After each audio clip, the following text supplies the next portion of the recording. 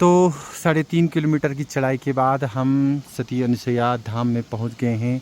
माँ भगवती के इस दिव्य धाम के प्रवेश द्वार पर ये भगवान गणपति की अद्भुत और दिव्य प्रतिमा है। बहुत सुंदर विग्रह गणपति भगवान का है और बहुत सुंदर गणपति भगवान की ये मुद्रा है। आप देख सकते हैं पूरी की पूरी बहुत विशालकाय ये प्रतिमा यहाँ पे गणपति भगवान की है। बहुत दिव्य और भव्य दर्शन गणपति भगवान के सती अनुसुईया धाम के इस पवित्र मार्ग पे होते हैं।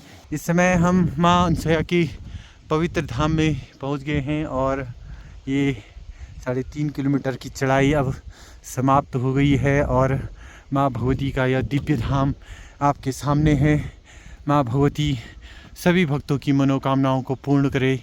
जय देवभूमि, जय उत्तराखंड, जय पहाड़। नमस्कार, मैं हूं दीपक पिंजाल और आप देख रहे हैं दस्तक पहाड़। आज हम चमोली जनपद के उस सुप्रसिद्ध सिद्धपीठ में हैं जहां त्रिदेवों को माँ भगवती ने शिशु रूप में परिवर्तित कर दिया था।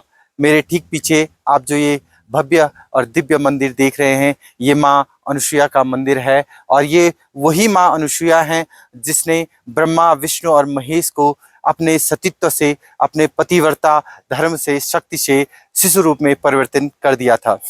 इस पूरे मंदिर का क्या इतिहास है, क्या यहाँ की महत्ता है, आप दस्तक पहाड़ में देखिए। रत्ता शिरोरत्न भूत सुंदर विग्रह सुचरित्र दिव्य तेज सर्वलोका नमस्कृता विष्णुभवत्री कवत्री शते कर्दम पुत्रिका देवहूति समुत्पन्ना शमुखे कपिल स्वसा अग्निपत्नी महाभागा दयाक्षान्त्या दिभूषिता अनुसूया वेदगया निर्धर्मा जिताखिला श्री दत्तात्रेय जननी चंद्रमाता मनुष्यनी दुर्वासो जन्यत्रिसा जगत् संकटवारिणी चतुर्विंशति नामानि मंगलानि प्राणि च पावनाय अनुसूयाय दत्तमातु पटे नर।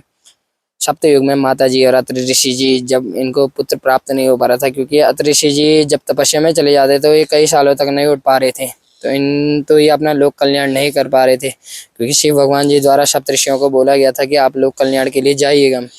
तो अत्रि ऋषि जी तपस्या में लीन थे तो फिर ये लोक कल्याण नहीं कर पा रहे थे। तो माता जी जो थी वो कर्दम ऋषि और देवहूति की पुत्री थी। इनकी 9 बहनें और थीं और एक भाई था कपिल ऋषि। ठीक, अब सप्तऋषियों में से प्रथम ऋषि जी हैं अत्रि ऋषि जी। ठीक है ना। तो कई साल बीत गए थे इनके विवाह के बाद, इनको पुत्र प्राप्त नहीं हो पा रहा था। तो ये ऐसी जगह ढूंढने बैठ गए जहाँ पे इनको शांति मिल सके। तो माता जी और अत्रि ऋषि जी ढूंढते ढूंढते हिमालय की तरफ पहुंच गए। तो यहाँ पे देखा तो यहाँ पे कहीं ना कोई ऋषिवर या कोई ना कोई देवी देवता तपस्या कर रहे हैं। तो ढूंढते ढूंढते ढूंढते ढूंढते ये 2 केदारों के मध्य में ये अत्रि अनुसुईया आश्रम ये वाली जगह है, यहाँ पे मिली उनको, है ना। तो माता जी और अत्रि ऋषि जी दोनों ही यहाँ पे तपस्या करने बैठ गए।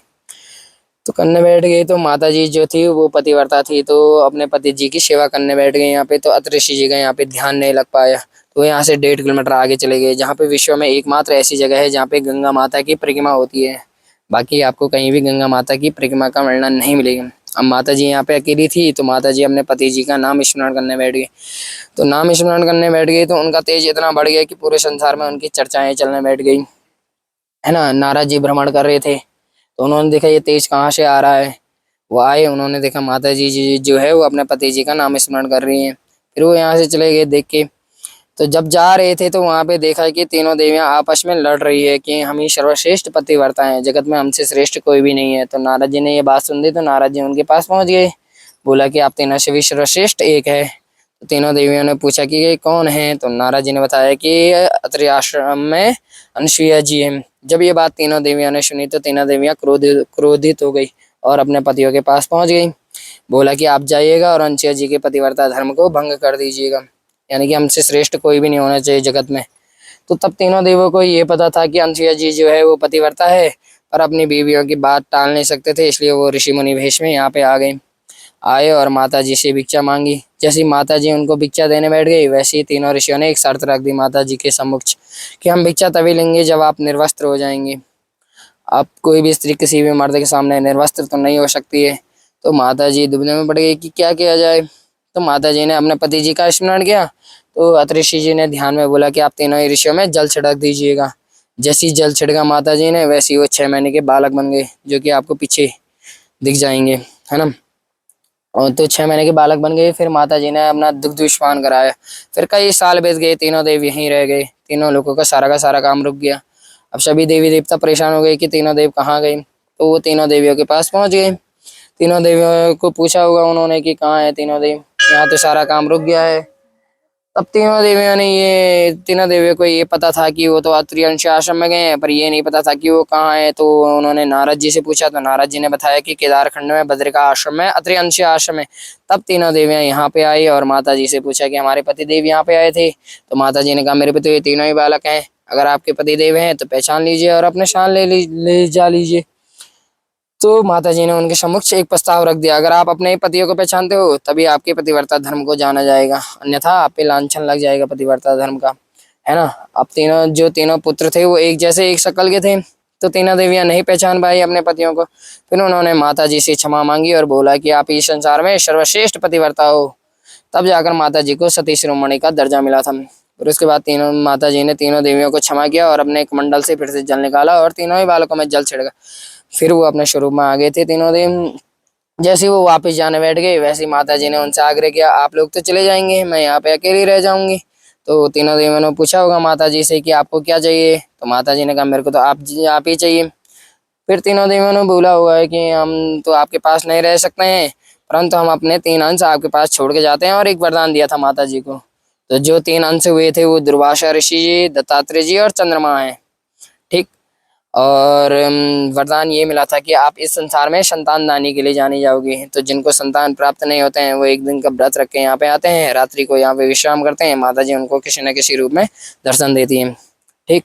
अब दुर्वासा ऋषि जी क्रोध वाले थे और चंद्रमा जी को कार्य दिया गया था कि आप लोक कल्याण के लिए रात्रि को आएंगे। तो बच्चे दत्तात्रेय जी को अत्रि ऋषि जी ने अपना सारा ज्ञान दिया था और बोला था कि आप लोक कल्याण के लिए जाइएगा, है ना। तो जैसे दत्तात्रेय जी जाने बैठ गए, वैसे माता जी ने उनसे आग्रह किया, आप भी चले जाएंगे, मेरी सेवा कौन करेगा यहाँ पे। तो तब दत्तात्रेय जी ने वचन दिया था कि माँ मैं अपने जन्मदिन के दिन हर वर्ष मार्ग चतुर्दशी के दिन यहाँ पे आऊँगा अब आपकी सेवा के लिए। यानी कि दिसंबर के महीने में यहाँ पे मेला लगता है, नीचे से 6 डोलियाँ आती है। उस टाइम पे यहाँ पे लगभग 300-400 बरोई बैठते हैं जो संतान प्राप्ति के लिए बैठते हैं। धन्यवाद। लोक में नामन शोया पतिव्रता धर्म सुनाया, वरदान अपना सफल करो माँ, चरण कमल दूर धाऊं माँ।